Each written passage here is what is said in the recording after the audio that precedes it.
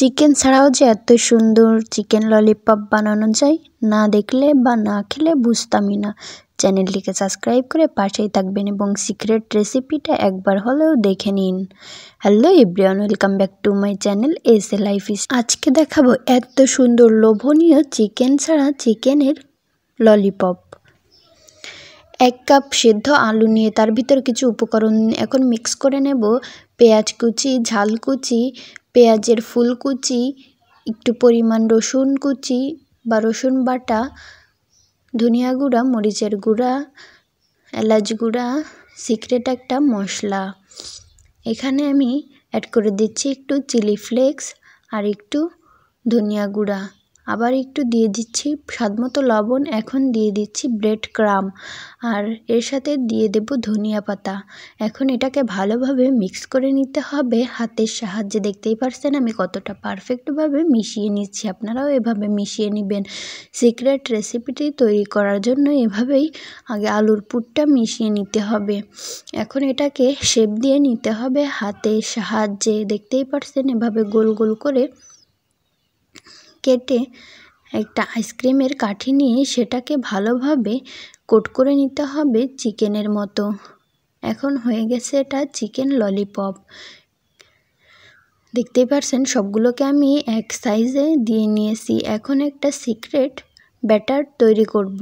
তার জন্য এখানে দিয়ে দিচ্ছি 1 কাপ কর্নফ্লাওয়ার, 1 কাপ আটা, একটু চিলি ফ্লেক্স, একটু লবণ, একটু পানি। এবার এটাকে ভালোভাবে কোট করে নিব।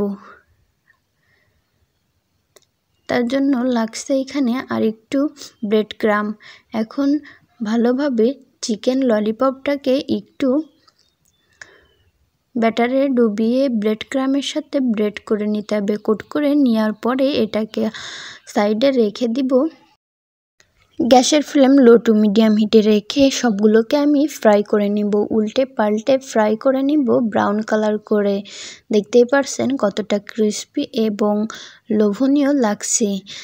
এখন দেখতেই পারছেন বন্ধুরা, কেউ কি ধরতে পারবে এটা চিকেন ললিপপ নাকি আলুর ললিপপ?